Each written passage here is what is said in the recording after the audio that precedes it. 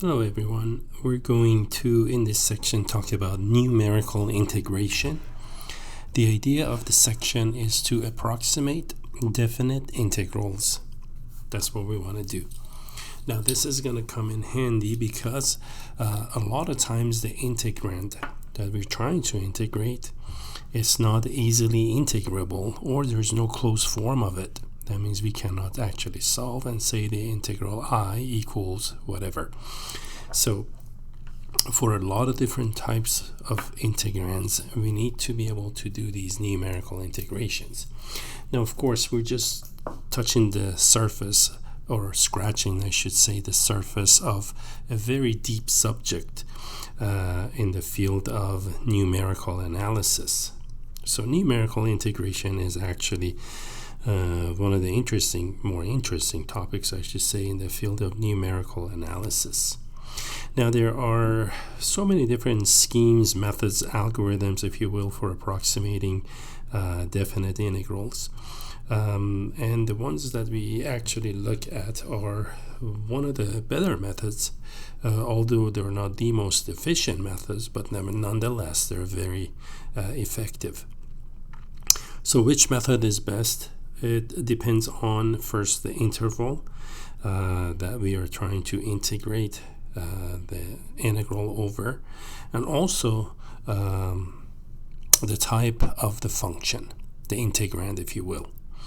Now, some of the procedures, there's generally called quadratures, assume equal width, which is what we've been doing, equal width interval. In other words, we take into consideration a regular partition of the interval from A to B. But then there are others that actually allow for some flexibility there. So anyhow, without going too deep into all of these methods, because it's a passing section for us. As far as future work, we're not going to, really not in this course anyway, we're not going to do a whole heck of a lot of numerical integrations. But they do arise in other fields, just so you know. And also softwares, computers, applications, ultimately what the computer needs to do is needs to approximate. If the integrals are definite integrals, it needs to be approximated by some algorithm. So anyway, here I have a list of different kinds of numerical methods for approximating the definite integrals. The Gaussian quadrature. Remember, the quadrature simply means computation of integrals using numerical analysis. So that's what quadrature is. The Gaussian quadrature is a very common way of doing it. It works for what we do in this course is univariate, right? Meaning we only have one variable that we would like to integrate. So that's the kind of analysis we do, or the method we're going to choose. For multiple variables or multiple integrals, the cubature, Gaussian cubatures are used. So what does the Gaussian quadrature do? It seeks to obtain the best estimate of the definite integral by choosing optimal abscisses at which to evaluate the function. Okay. So let's take a look at this one. Now, this method, this method works best when the functions are known analytically instead of being tabulated at equally spaced intervals. So that's very important here. Okay. Now, why do we need to know that is because that's kind of what we're going to be doing. Now, some of the variants of the Gauss quadratures, I have listed them. Notice they all have Gauss and then something else alongside of it, another name. So these are Gauss Hermite, Gauss Legendre, and so on and so forth. Okay, so you can see there's quite a few of these, and that's not an exhaustive list by any means. So what else do we need? That's about it here. Now, the one that we will actually be doing is let me delete this one actually. Sorry. The one that we actually do is a form of what's known as Newton-Cote's quadrature. Now the book, by the way, your book doesn't go through so much detail, and rightly so, because this isn't a course in numerical analysis, but I'm trying to give you a little bit more than just what we want to do. So Newton-Cote's quadrature is what we're going to do without calling it that. So what are these quadrature procedures for Newton-Cote's? It's a group of schemes, methods, or procedures, two of which we're going to actually use. We're going to use Trapezoidal and Simpsons method or rules for approximating the definite integral. Okay. So again, both of these evaluate the integral at equally spaced intervals. So let's take a look at, first of all, Trapezoidal rule. Now the idea of Trapezoidal rule, it's very simple. Suppose we have a function. Okay, so this is the function that you see up here, and there we go. This is the function. Okay, so suppose we have a function and we want to find the area under the curve like we did before. So we can break this into finite number of regions, right? So we have subregion 1, subregion 2, and so forth. Now, to approximate the area under the curve, before what we did, so let me just kind of draw this one. We used rectangles, right? Right point, left end point, midpoint, whatever. Let's say I use midpoint here. And I use a rectangle, a midpoint of this one. And there you go. So this is how we did it prior to this section, right? So what we would like to do now is actually we would like to change our method. Instead of rectangles, we're going to switch to trapezoids. Now the trapezoids are good because, for instance, let's say I have a curve like this, and this is my interval. Let me actually do this. Let me make it more like so. Okay, and this is my interval, and there you go. Let's say I use left endpoint to construct my rectangle. When I use left endpoint, this would be the rectangular region which approximate the area under the curve, right? Now notice that this portion is missed, right? That little seem like triangular region, but it's not necessarily triangle. Okay, could be a curve like that. All right, like that. There you have it. That's better. So that's the part that we missed. But we can do better. We can do better than this if we actually change the rectangle to a trapezoid. So if I do that, construct a trapezoid here, there you go. That would be my trapezoid, and look at how much more of that area I'm able to pick up. So there's lesser of the error as a result, right? And that is what indeed we're going to do. So this would be again our kth subinterval, and this is our kth trapezoid.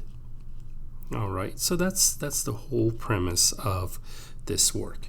Now the derivation of these formulas are in the book. I don't want to take up our lecture time to derive those because it makes the lectures too long, but you can look at them in the book.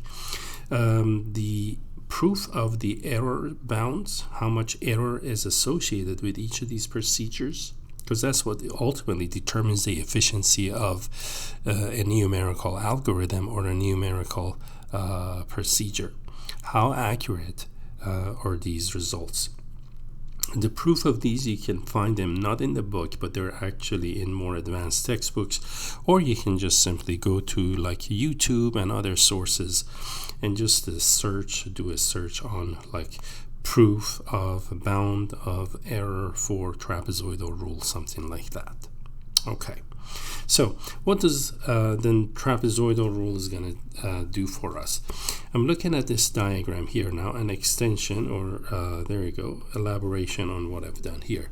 So this is again for our first trapezoid. So we're approximating region 1 using, call this T1, our first trapezoid. Okay. So the area using T1, that's what we're saying, is that area using trapezoid 1 is approximately equal to the area of region 1. Okay, now the trapezoid has two parallel sides, right? And then it has this width. And then, of course, this will create a trapezoid. Now, notice this thing is just barely above the curve, so that's not bad. So having constructed this trapezoid, then next thing we need to do, we need to find the area of a trapezoid. Now the area of a trapezoid is simply the average of the two parallel sides, so that would be f at x1 plus f at x sub 0. Let me write that is f at x sub 0 plus f at x1 divided by 2. It's the average of the two parallel sides times the thickness, which would be like the height of the trapezoid, in this case the trapezoid. Now I said the height of the trapezoid because usually our trapezoid that I have, if you put it on a side, this would be a base, this would be a base, and this would be the height. Well, the height happens to be the width here actually. It doesn't matter how you label these. It's as long as you have the average of the two parallel sides. You can't go wrong with that one. That's this side and that side. The average of those two times, call it thickness instead of height, doesn't matter, times the other side, if you will. But anyhow, that just gives you the area of one trapezoid. And because we're going with equal widths, right? So all of these trapezoids are going to have the same. There you go, look at this one, it's going to look like that, right? So all of these trapezoids are going to have the same thickness. Let's call them thickness. Now, once you combine these, you can see that the formula becomes that. And part of the reason, like if I look at just this other trapezoid, there you go, T2. If I find the area of this trapezoid, well, the average of two parallel sides, so it's going to be averaging this one and this one times thickness. The first one will average this side and this side again, right? Divided by 2 as I have it up here. Divide by 2 times thickness. So if you look at the side that's common to both T1, T2, it's counted twice, right? That side is counted twice. So that's why you have 2 f at x1, right? And that's what this is, f at x1. Okay, so that's why you see a series of 2, all the way down to next to the last trapezoid. All of these trapezoids are going to be touching, so that's why all the in-betweens will have 2 in them, except the first and the very last, whatever trapezoid, however it's going to look like. There you go, except this last trapezoid that's only just going to have this side only used once. The first one has the first side used only once. Okay, and there we have it. Clean that up, and this would be the area. Okay, that's area of T1. So the approximation to the definite integral is given by delta x over 2, and the reason you can factor delta x again is because every one of these trapezoids, remember, has equal width.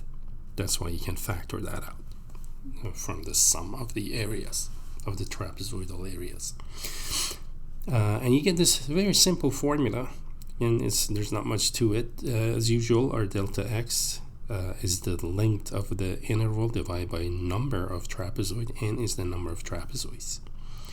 And here x sub I is given by a plus I delta x. Okay, so for example, x sub 1 here would be a, the beginning of the interval, right? A plus I delta x. We've done that before in my notes before, like when we talked about Riemann sums, I used k delta x. Remember that work? In fact, my notation I use for c sub k, that should look familiar. Our evaluation point, c sub k was a plus k delta x. That's exactly what they do here. So if you want to look at again, let's say my interval starts here at a, x sub 0 is here, so there you go. It's going to be a plus delta x in this case, I delta x's. So anyway, here x sub I is your evaluation point. Okay, and the error that's associated for a trapezoidal rule is as following. If the second derivative is continuous on the interval from a to b, then the error e sub n means the error for, let's say, e sub 2 means the error of approximating the definite integral using 2 trapezoids. So n is the number of trapezoids. So e sub 5 means the error associated with using 5 trapezoids. Okay.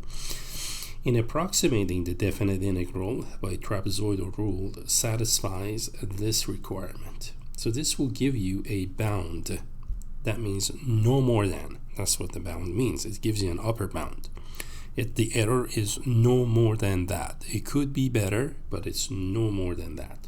Okay, and and that's what that is. Now, in this formula for the error, of course, a and b, we know what those are. We get those from our interval, right, from a to b. So that's known. N, we mentioned, is the number of trapezoids. What is m here? It says m is a positive number such that the absolute value of the second derivative, is less than or equal to m.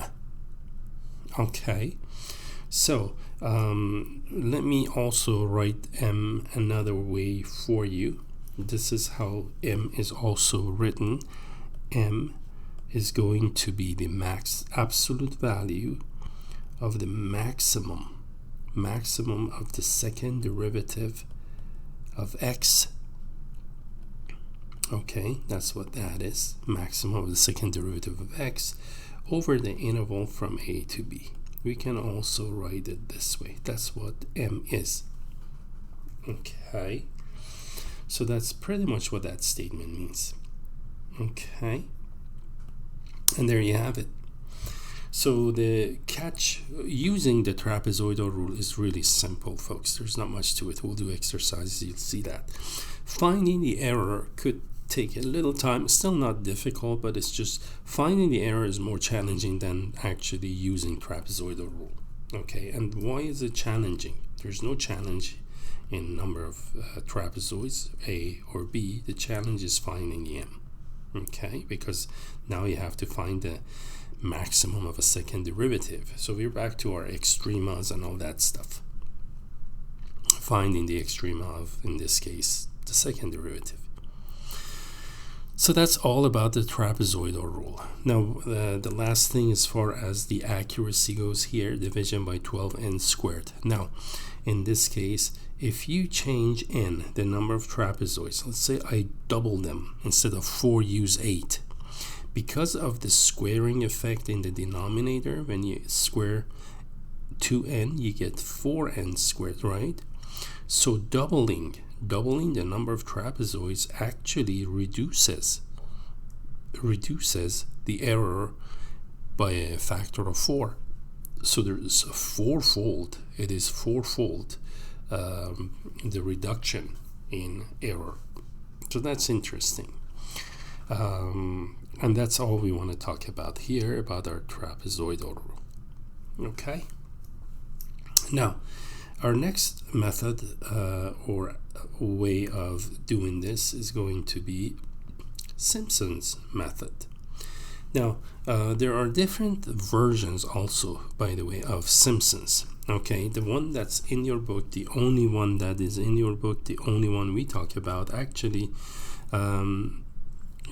is the easier version of other versions would be of Simpsons.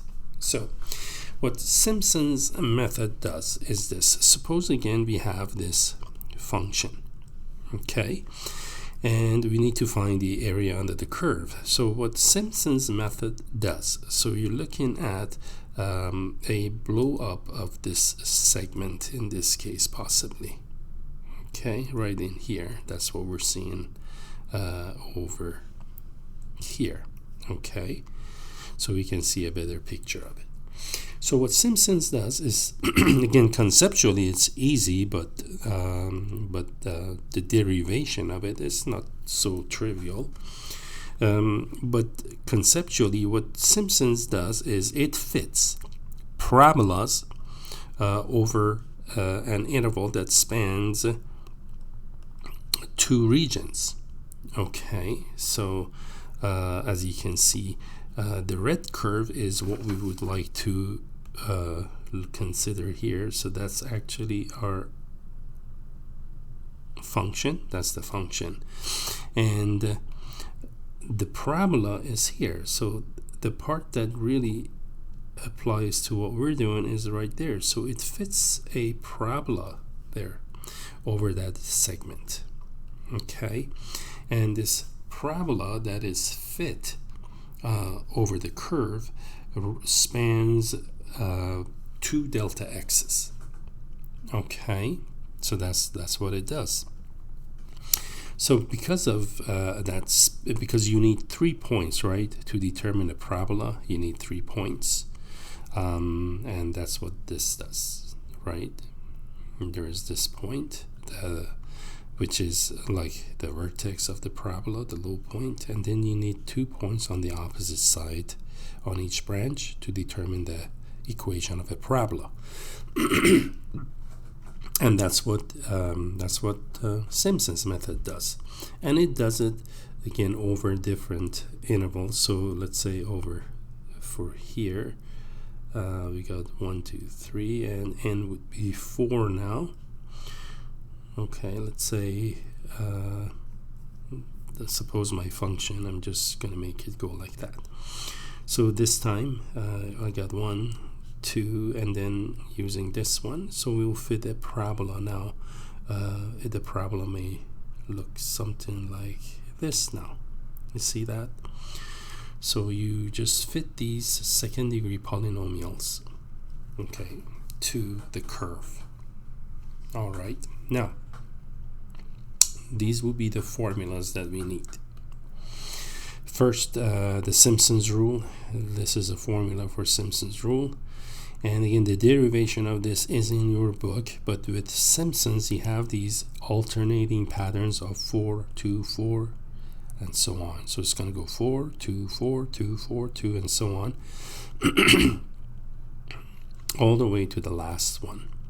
Okay, so the last one, the last 3 terms end up with 2, 4, and of course, just the function. And n must be even for the reason I cited earlier. What's the error in Simpsons rule? Simpsons rule tends to be more efficient than trapezoidal rule. Okay, and you can see that the denominator here is 180 n to the 4th. Okay, so and you can see that doubling n in this case, if you change n to 2n, the effect on the denominator is to the 4th power, because 180 is constant. So that's going to be 2n to the 4th, and 2n to the 4th power, that would be 16n4. So doubling the number of n's in this case, the number of points, will cause a reduction of error by a factor of 16-fold reduction. And the other thing that's interesting about Simpsons rule Again, here you have that m. Remember, we had the m in trapezoidal rule. So what is m here? Let me give you another alternative version of m. It would be, again, the maximum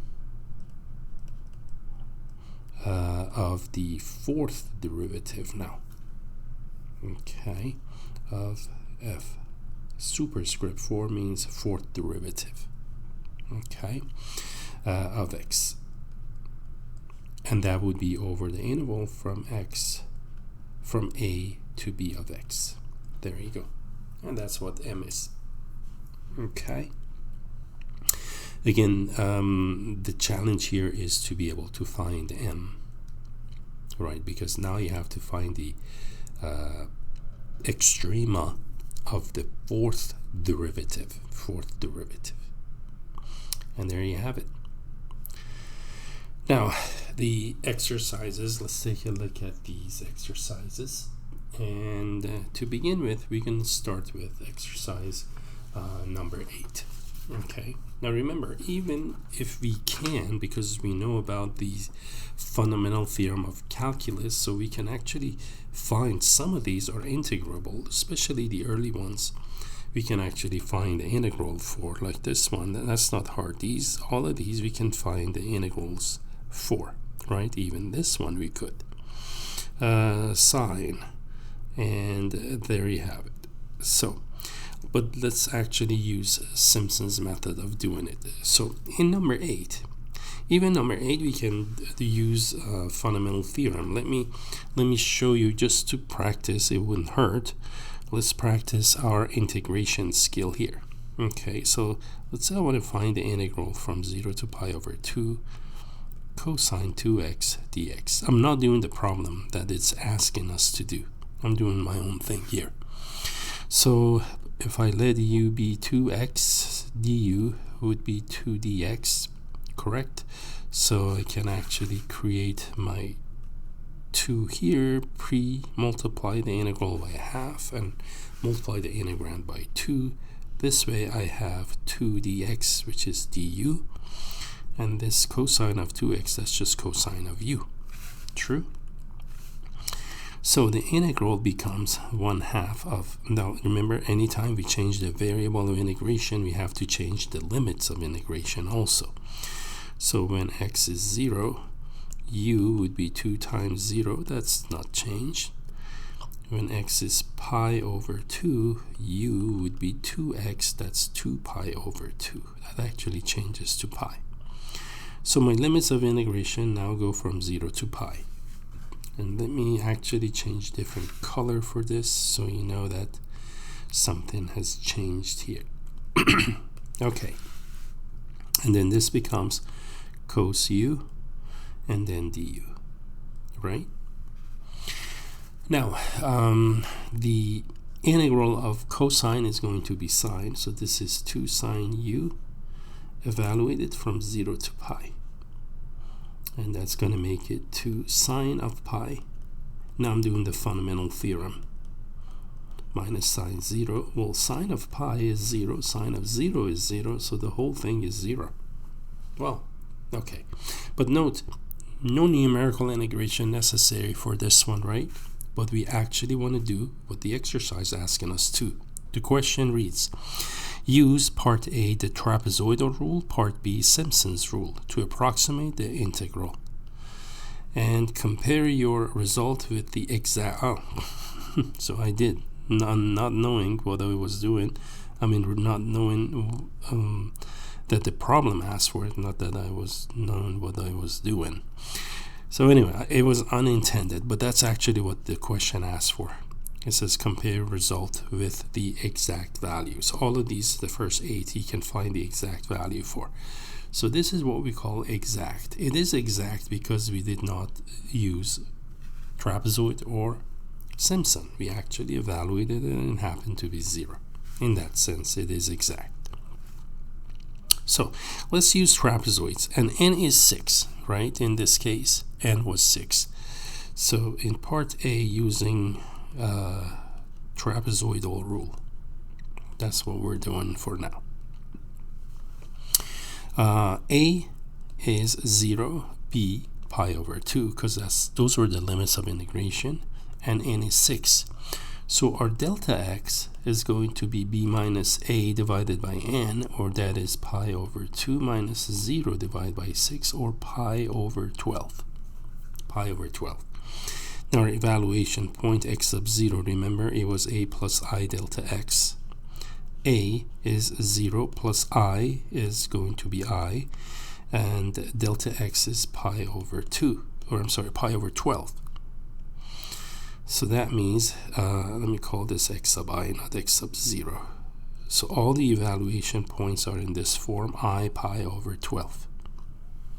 So in other words, x sub 0 would be 0 pi over 12. So it starts at 0, which is the left endpoint of our interval, right?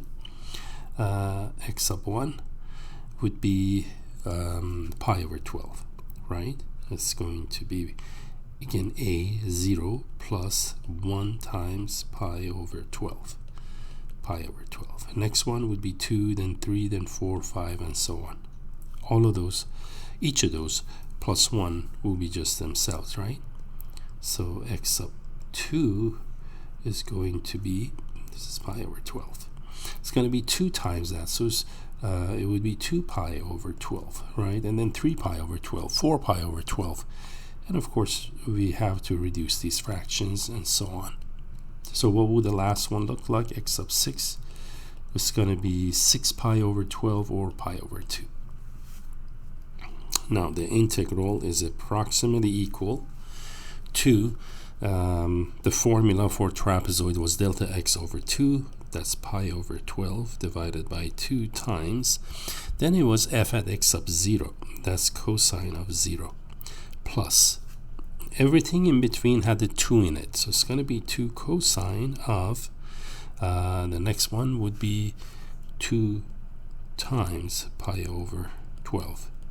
Remember, our function is cosine 2x, that's why you have 2 here. Okay, plus the 2 on the outside is part of the trapezoidal rule. 2 cosine of 2 times the next evaluation point was pi over 6. Right? And we add pi over 12 each time to the previous number.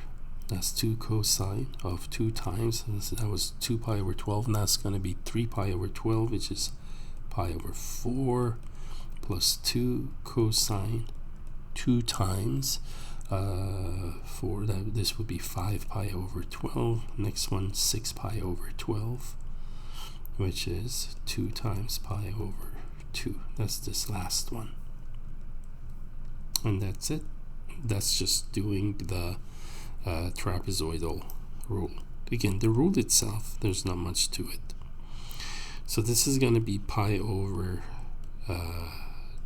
24. Okay. Pi over 24. And inside, let me just write these one more step. Cosine of 0, of course, is 1 plus 2 cosine of pi over 6 plus 2 cosine of pi over 3 plus 2 cosine of pi over 2. Remember, that's 0, so I don't have to do it on my calculator. This one I definitely have to do it, 2 cosine of 5 pi over 6. And finally, the last one, that was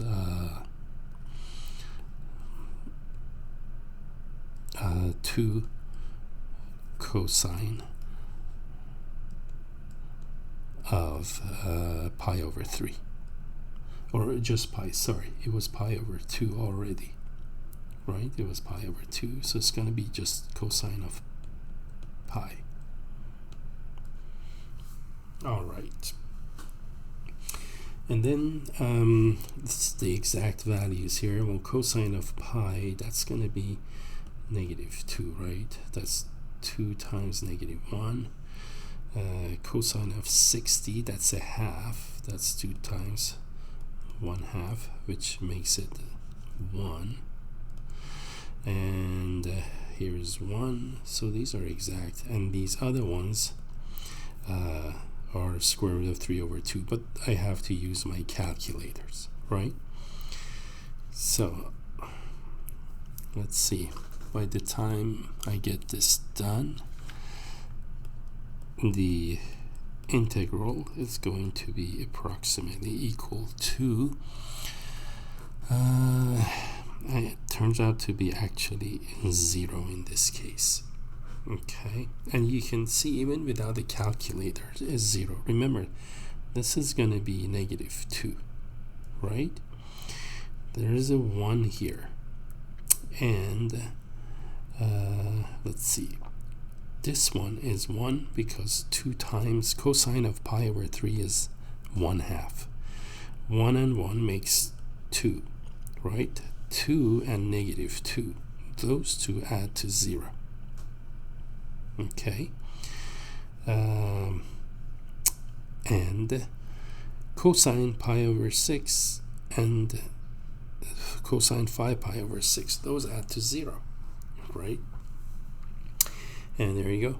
This is 0 without even using the calculator. You never have to multiply by pi over 24. Not all of them turn out this way. Okay, this was just pure coincidence. Now let's use Simpsons rule. Okay, now doing Simpsons rule in part B. And the question didn't ask us to evaluate the error, by the way. So this just at this point, we're not going to do that for this exercise. We'll be doing that later. In part B, using Simpsons. Okay, and n is 6. Delta x is pi over 12. Let's try this one. So the integral is going to not to be equal, approximately equal. It's going to be approximately equal to delta x divided by 3. For Simpson, you divide by 3.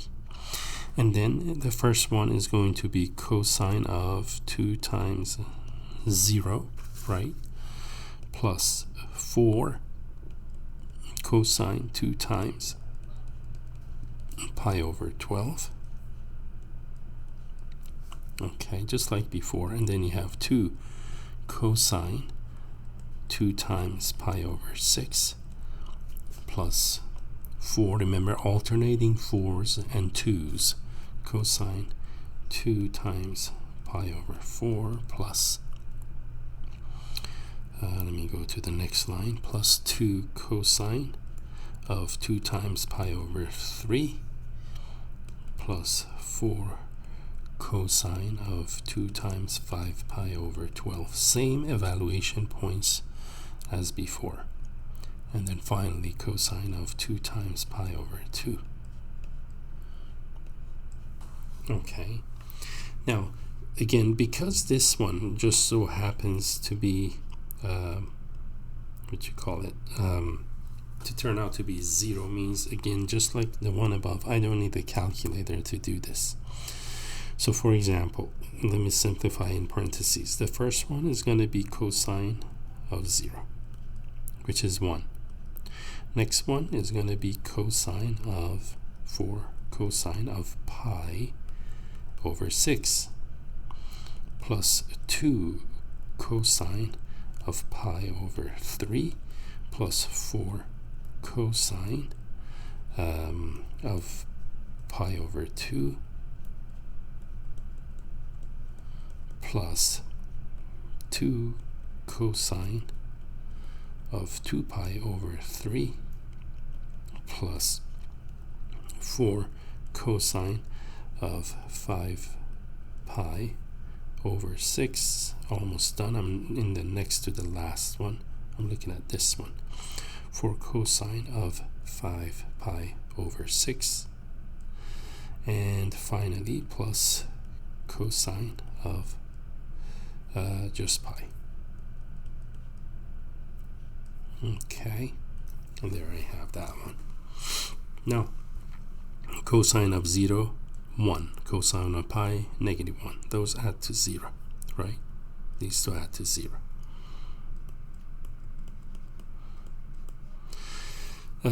Cosine of pi over 6, let me go exact value. Cosine of 30 degrees, right? That's root 3 over 2.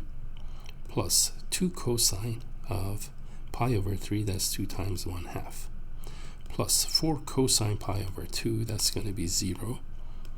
Plus cosine of 2 pi over 3, right? That's cosine of 120 degrees. 2 pi over 3. Reference angle is 60 degrees. So that's going to be negative 1/2, right? Because we're in the second quadrant. And then 2 times that makes it negative 1, right? We just did that one. 2 times negative 1/2. And then plus 4 cosine of 5 pi over 6. Again, that's going to be this one, right? And this would be 6 pi over 6, which is pi. This is 5 pi over 6. Reference angle is 30 degrees, and because cosine is negative, that's going to be negative root 3 over 2. And again, for this one, I'm just lucky that I can get exact values for these. Otherwise, I use calculators, and we will use them. You'll see me using it in a minute. So this is going to be 2 root 3 plus 1 minus 1 minus 2 root 3. That's a 0. You see that? So the approximation turns out to be exactly going to be exactly 0. So not a bad approximation. But that's pretty much what the trapezoid and Simpsons rules will do for us. Just wanted to show you how that works. Now let's take a look at another exercise. Let's take a look at number 10 here. In number 10, use trapezoidal rule to approximate the integral with answers rounded to 4 decimal places. Okay, the difference here, remember first part said compare it with the exact values, and we did. Now we don't have, I cannot, let's say, do this one. Even with the u substitution, I cannot find that integral. So this is a case where this is perfect for trapezoidal rule. Number 10. Square root of x squared plus 1, 5 trapezoids. So in exercise number 10, this is going to be, let me write the integral was from 1 to 3 of square root of x squared plus 1 dx. So here's a and here is b. Keep that in mind. So that integral is going to be approximately equal to, now the details that we need here are delta x is going to be 3 minus 1 divided by 5 rectangles. So it's going to be 2/5. I'm sorry, not the rectangles, but the width of the trapezoids. Okay, 5 trapezoids. So our evaluation points are therefore, first one, remember, is a plus I delta x. So it's going to be 1 plus I times 2/5. So our first evaluation point, if that's the beginning of our first trapezoid, okay, it's going to be at 1 plus 2I over 5. The second one, so it's going to be 1 plus 2/5. Then it's going to be 1 plus 4/5, 6/5, 7/5, and so on. So from this, I'm going to actually write that my x sub 0 therefore is going to be 1 plus 0 times 2/5, which is 1. X sub 1 is going to be 1 plus 1 times 2/5, and that's going to be 1 and 2/5, right? 1 and 2/5 is 1.4, and so on, right? So the approximation is going to be delta x over 2 times, remember it goes f at x sub 0, and it's going to be 1 squared, because x sub 0 is 1. That's what goes in here. So it's going to be 1 squared plus 1 times, or actually no times, because delta x is factored out. plus 2, because the rule says, remember, aside from first and last, all in between terms will have 2 attached to them. Next one is 1.4 squared. 2/5 is 0.4, so I'm just going to add 0.4 each time. That's going to be 1.8 squared, right? Next one is going to be 2 times 2.2 squared plus 1. Next one is going to be 2.4 plus 2. I'm actually adding 0.4. It's going to be 2.6 squared plus 1. And the last one is going to be 3 squared plus 1. And now we can actually evaluate these.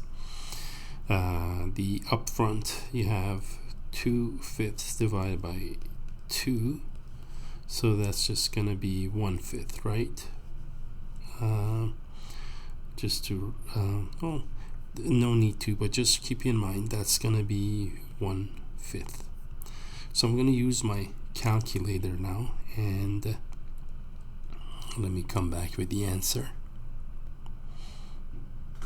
All right, I'm back, and here's the answer I got. I got 4.508. Okay, and that's all you gotta do in number 10. All right, now let's take a look at another exercise here. Let's take a look at numbers 24 and 26. Okay, and then with that, that's all we want to do here. We'll be done with this section. In number 24 and 26, the question reads, find a bound on the error in approximating the integral using Trapezoidal Rule and Simpsons Rule. So in a way, this is good. We have exactly the same problem using 2 different methods, so we can actually compare which method is more efficient here. Okay, and again, generally speaking, Simpsons Rule is a more efficient method than Trapezoidal Rule. So number 24, that's the one we're going to look at. All right. In exercise number 24, first, the exercise is the function that we want to do. Sorry.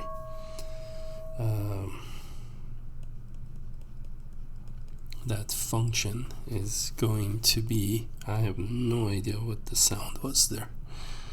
Hopefully nothing broke down. Okay, so here's our function. Now, notice we are not doing Simpsons Rule or Trapezoid Rule, right? We just want to find the bound on the error. Now, to find the bound on the error, for trapezoid, we got to find the maximum of the second derivative. So that's why I just wrote a function. F prime x, and you can verify these, okay? F prime x is going to be negative 1 over 2, and then we have square root of x plus 1 cubed. Okay, that's what that turns out to be. The second derivative of x ends up being 3/4 x plus 1 to negative 5/2. And there you go. That will be a good exercise on your differentiation, right? Now, our focus is on the second derivative. Okay, on the second derivative. I can write this as 3 over 4 x plus 1 to 5/2. Now, here's what we usually have to do. We're given a function.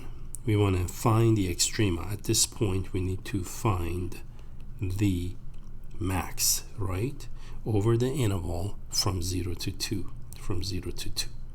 Now, one thing we can notice about this function, that this function, as you go across from 0 to 2, the function is going to get smaller and smaller, right? It's going to decrease. Why? Because you start plugging a 0. You get 4 times 1 to 5/2. Forget the 4 because it's that doesn't matter. Our focus is on just the behavior of this key function down there. So forget the 3 and 4. So when x is 0, you get 1 to 5 halves, which is 1. So looking at denominator, so far it's 1. When it's, let's say, when x is 1. Okay, when x is 1, this is going to be 2 to 5 halves, right? Now 2 to 5 halves is greater than 1, right? It's the square root of 2, which is 1.4 to the 5th power. Because the square root of 2 is greater than 1, raise it to a positive power, it gets even bigger. So the denominator is increasing, right? The denominator here is increasing. It's going higher. And then when you plug in a 2, we get 3 to 5 halves, which is even bigger than 2 to 5 halves, because now you're doing square root of 3, which is 1.7 to the 5th power. So the point being, I'm trying to, what am I trying to say or do here? I'm trying to avoid taking yet the derivative of this function to determine the extrema of this function using first derivative test. That's what I'm trying to avoid. So let's just say that and agree that f double prime x is decreasing, right? Decreasing from 0 to 2. So that piece of the function, only that piece, the piece of this function is doing this. Whatever it's doing here, I don't know, or at this point or below 0. Okay, but over just that interval from 0 to 2, just there, it's decreasing. Well, if it's decreasing, then the maximum is attained at 0, isn't it? Isn't that max? And this will be the minimum if the function is decreasing.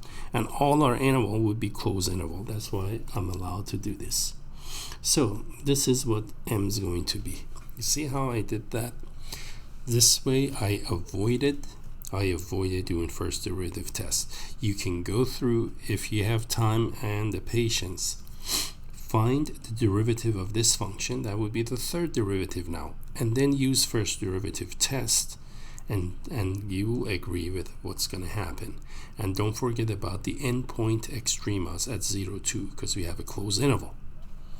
Now in part A, therefore, we managed to say m is going to the max of second derivative. It's going to be at 0, and that's going to be 3/4 there. Okay, and that's by putting in 0. F double prime at 0 is going to be 3/4. Remember, this is what f double prime was. And now it's easy. Our A is 0, B was 2, N was 6. Those were given in number 24. Therefore, the error E sub 6 means the error using 6 trapezoids is going to be, and that's absolute value, of course, because these the numerator could be positive or negative in this work. Oh, let me write the formula here just so we have it again, so you know exactly where I'm plugging in these numbers. The error with n trapezoid is going to be less than or equal to m b minus a cubed divided by 12n squared.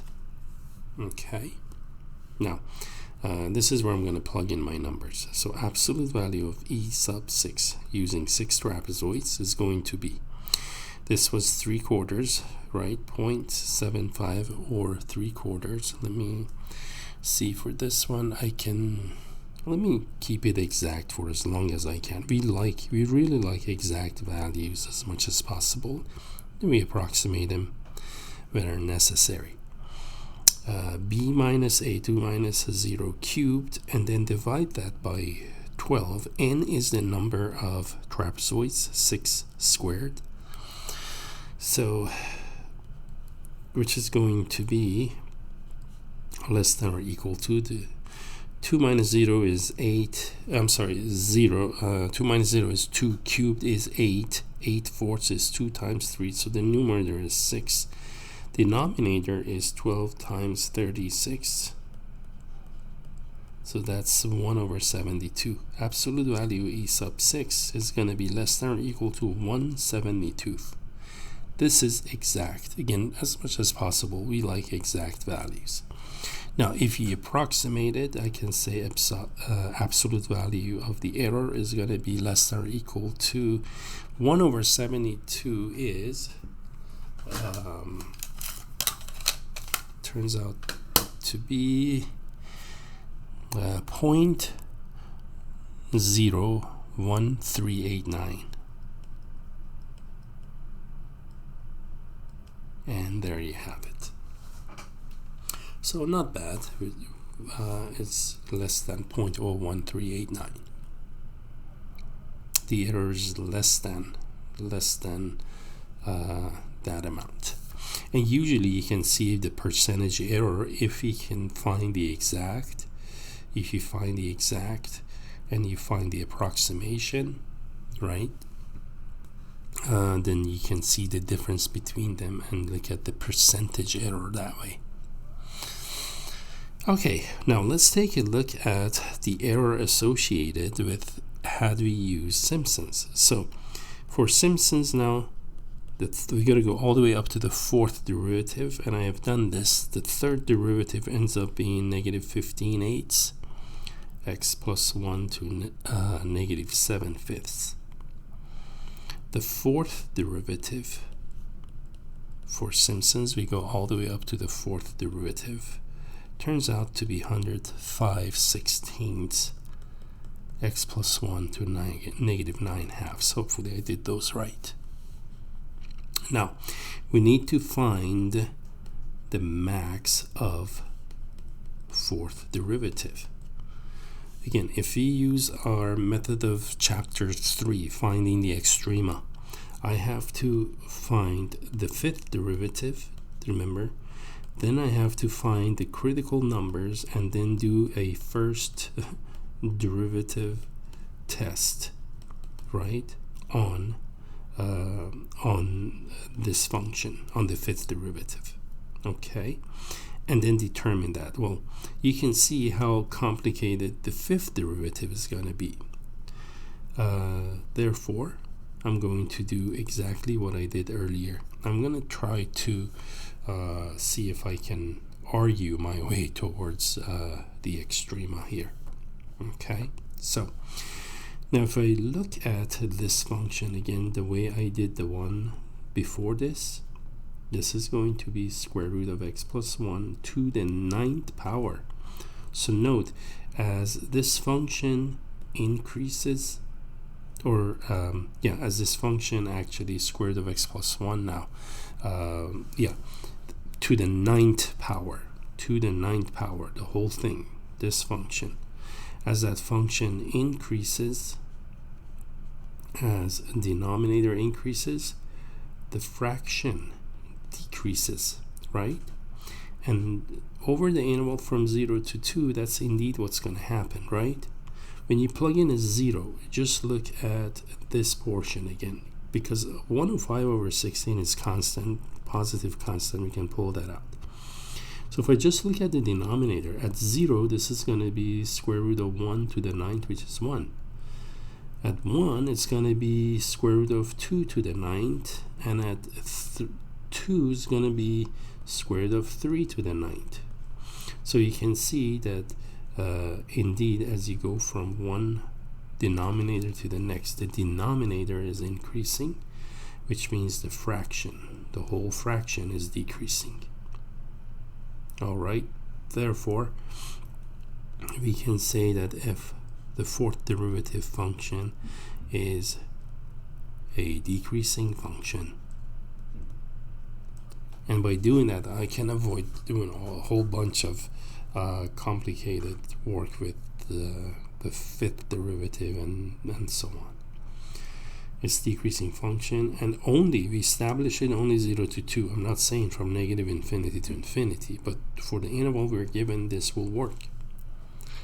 So if it's decreasing, this is 0, this is 2, the function is decreasing. However, it's decreasing this way, doesn't matter.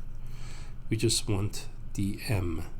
This is m, the max of the second derivative, and this is the piece of second derivative from 0 to 2. Okay, so therefore max of the fourth derivative is going to occur at 0, and that's going to give me 105/16. Okay, and we are good to go now for Simpsons. The absolute value of E for Simpson, again, let me write that what we had so you can see where I am plugging in the numbers into. That's m times b minus a to the fifth power over 180 n to the fourth. Okay, so the absolute value using six points, if you will, 6 evaluation points, is going to be m 105/16 divided by 180, n was 6 to the fourth. See, that n to the fourth will really boost the denominator aside from times 180. And then b minus a is 2 minus 0 to the fifth power. And for this one, absolute value of e sub 6 is going to be less than or equal. Well, 2 to the fifth is 32. 32/16 is 2. So the numerator is going to be 210. The denominator is actually 64 times 180, right? So it's going to be 210 divided by 11,520. Okay, 11,520, and let me simplify this.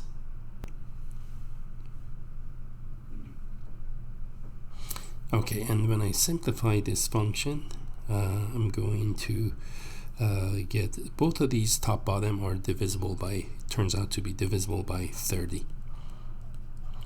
So divide the 30s out, and I got 7 over 7,776, which this is the exact fraction, and the decimal approximation is going to be 0.0009, 3 zeros and a 9, and there we have it.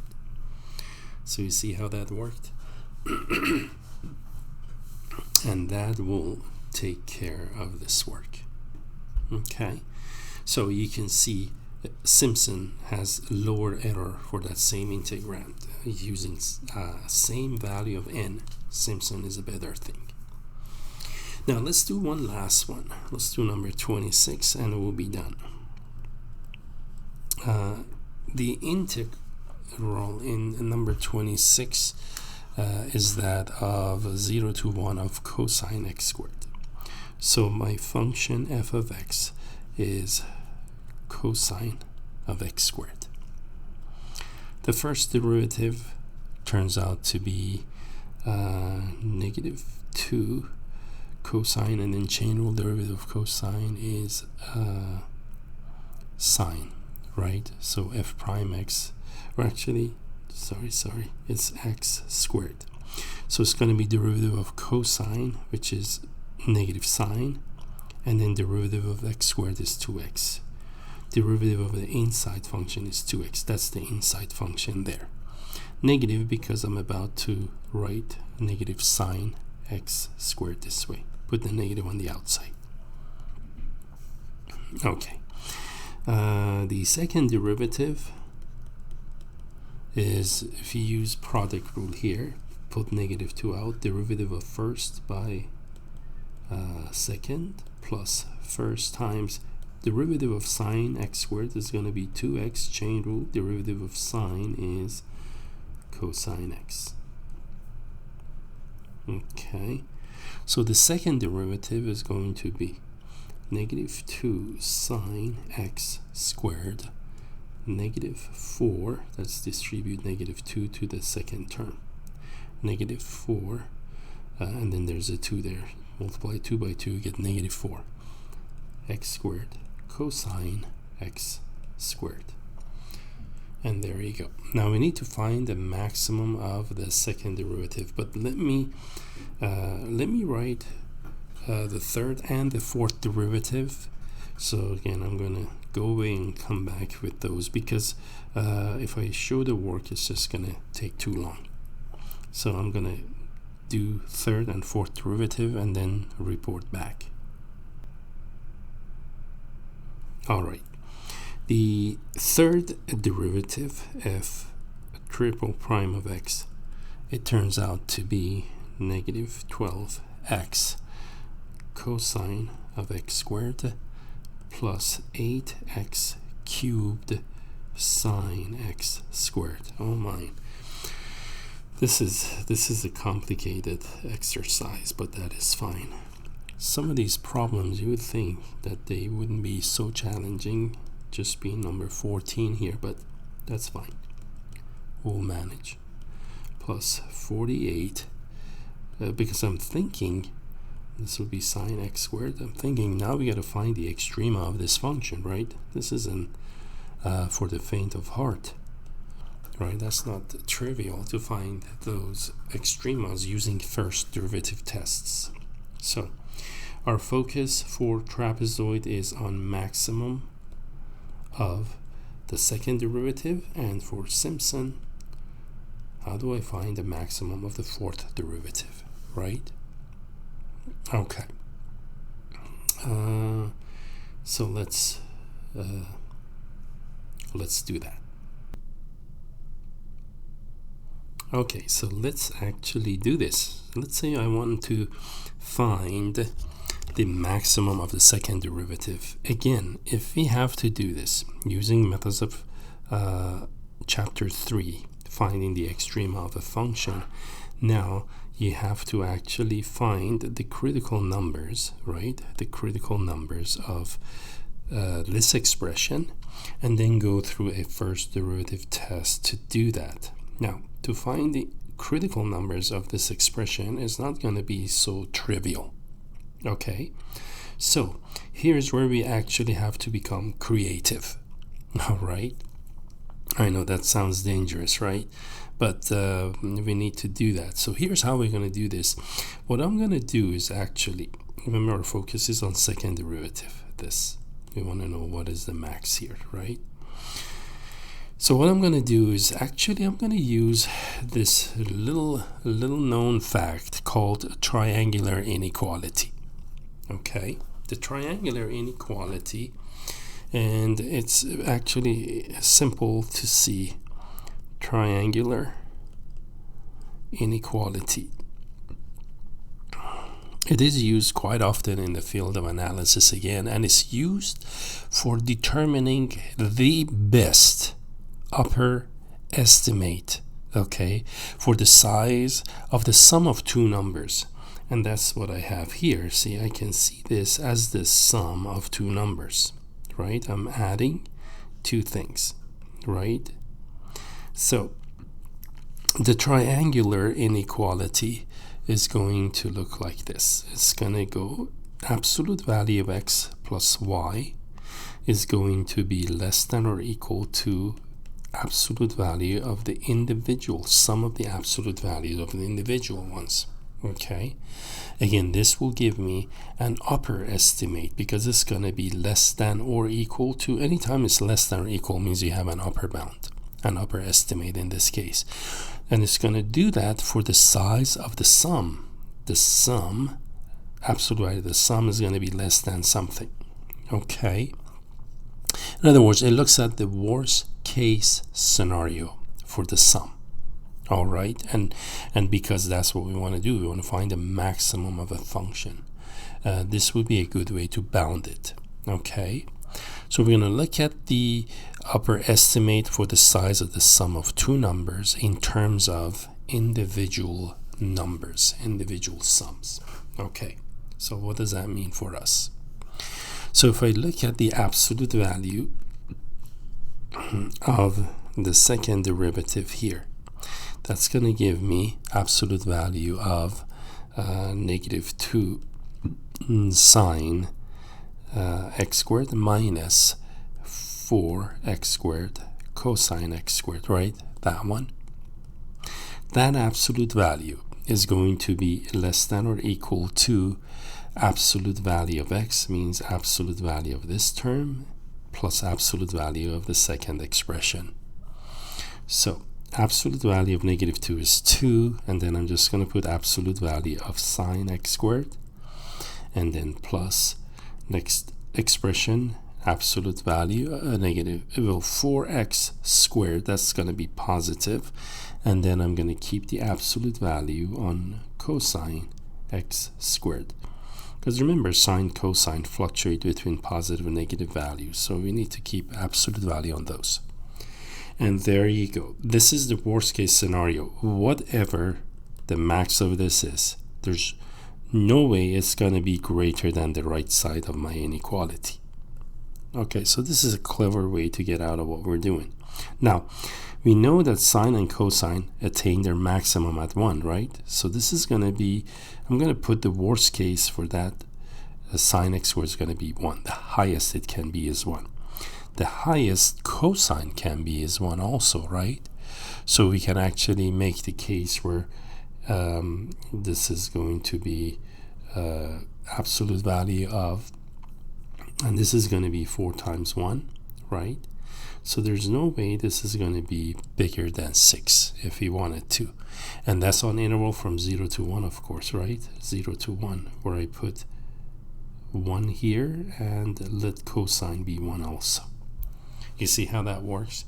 I'm not saying that cosine of 1 squared times 4 times 1 squared. I'm not doing it that way. Notice, I'm just cherry picking the highest numbers I can get in the interval from 0 to 1. The highest x squared can be is 1, so I put that in there. The highest cosine can be, it's 1. These are not necessarily going to happen at the same point. This is very routine, folks, for this way of bounding the function. Okay.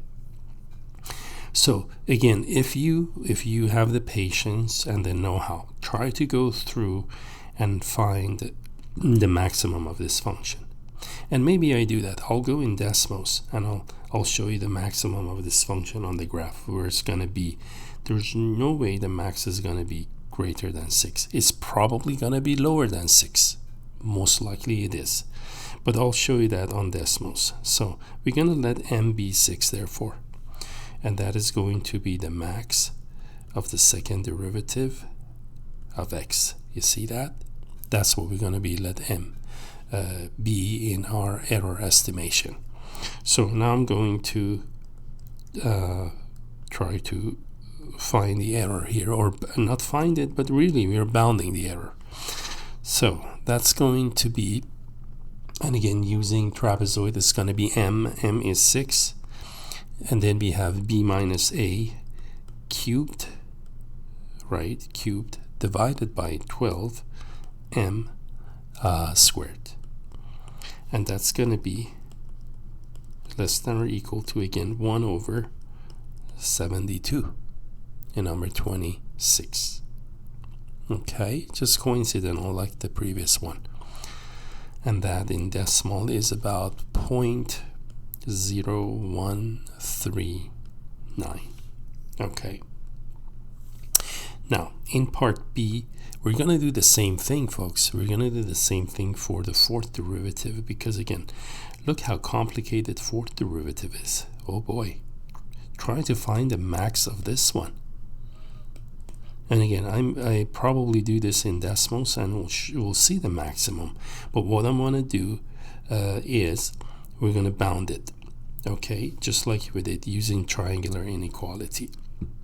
And just as a sidebar here, and note, there's also a bound, this for the minimum, right? So if you ever need this lower estimate, if you need it, there is what we call a reverse triangular inequality. The reverse triangular inequality goes x absolute value of x minus y is now greater than or equal to absolute value of x minus absolute value of y. There you go. This is going to be greater or equal to this number. So it's looking at the worst case for the lower estimate now. This is called the reverse triangle inequality. Okay. So this is just something for your records to put in your toolboxes and carry with you. You never know when you need to use them, right? Okay, so let me do the same thing we did with the fourth derivative now. I'm looking at the absolute value of the fourth derivative. And we have the fourth derivative up here, right? Again, I'm working with this one. So I'm going to break this up into 1, 2, 3 absolute values, individual absolute values. So that's going to be less than or equal to, now the individual absolute values for this one is going to be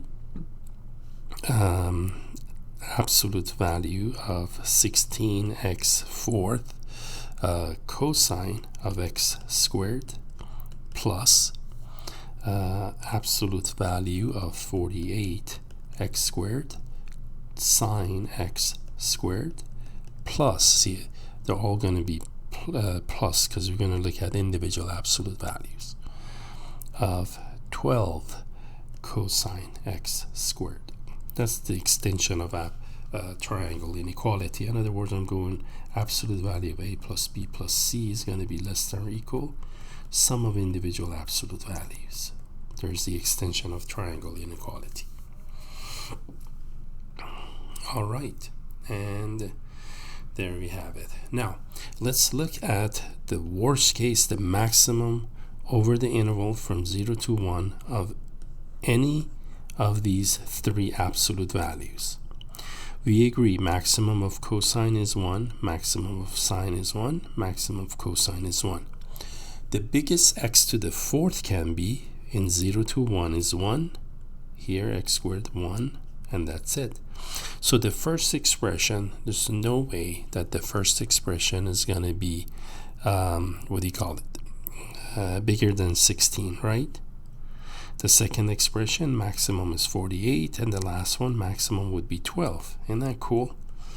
So because we need a bound, and this will do for us, otherwise it's going to be really a nightmare trying to find the maximum of the fourth derivative. 40, 50, 60, 76 if I did it right. There you go. So we know we're going to let this be m. M, the worst case possible ever could happen to fourth derivative is that for the maximum. So we're going to choose m to be that. Therefore, absolute value of E6 is going to be less than or equal to, again, the numerator of a fraction for Simpson was m, b minus a to the fifth over 180 n to the fourth power. Okay, and this one is going to, let me simplify this work. So it's going to be 76 divided by, the fraction is 180 times 6 to the fourth. The denominator of the fraction is 233,280. And when I simplify this, okay, let me simplify it. Okay, now in the fraction I divide the 4. There is a common 4. The numerator is, this is 76 is like 19 times 4. The denominator turns out to be 4 times 58,320. So I can reduce it. It's going to be less than 19 over 58,320. So the error is going to be less than or equal to approximately 0.003 0.3258. Now, in actuality, it's going to be even lower than that, right? Because the way we maximized the function, we really didn't maximize the function. We found the worst case scenario for the maximum of the fourth derivative would be that. Okay, and we are going to look at how well Simpsons is going to actually approximate that integral if you had to do it with 6 evaluation points.